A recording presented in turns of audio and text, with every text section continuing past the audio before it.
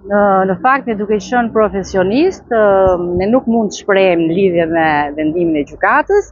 E vetmja gjë që ne do bëjmë është ankimin në gjykatën e apelit të përgjithshëm në Tiranë, sidomos për sa i përket burgimit përjetshëm të pandehurit Hysen Meta, pasi unë mendoj që mund të kishte një masë më të butë dënimi, dhe dënimi të ashpër për të mbrojtur premja Amarildo Meta, që është dënuar me maksimumin e dispozitës për fshehet kufomës me 5 vite. Ne do ndjekim rrugët ligjore për të shurtuar më pas nga gjykata e apelit. Të përjar babajen, nuk duhet të kryenërën? Duhet të mbaj përgjegjësi për aq sa ka bërë ai që e ka kryer krimin. Nuk mund të mbaj përgjegjësi një familje e tërë për një krim të kryer nga një individ.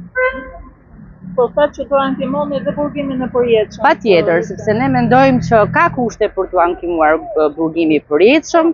Ai është një djalë i ri, në kohën që ka kryer krimin ka qenë vetëm 24 vjeç.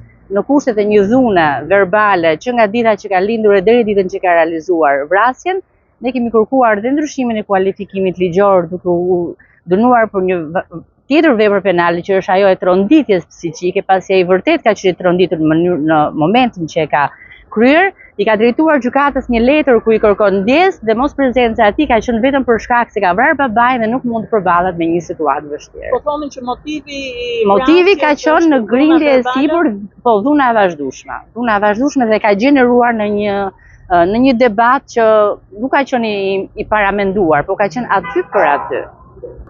Vendimi i gjykatës përgjithsisht të drejtë sa i përket të pandehurës Hysen Meta, konkretisht me atë që ishte qëndrimi ynë gjatë gjithë hetimit dhe gjykimit, pra fakti që kundërshtuam bashkëpunimin në kryen e veprës penale 79C, por pjesën tjetër është një vendim që duhet parë në lidhje me hapat e mëtejshme, ato që kanë bënë me ankimimin, lidhje me masën e dënimit, konkretisht për pandehurën e Hysen Meta, por edhe për Blerina Metën, të cilën ne shmojmë që nuk ka kushte dhe rrethanat që të marrë një dënim të tillë me burgim apo të përcaktohet domosdoshmërisht fajtore. Faleminderit.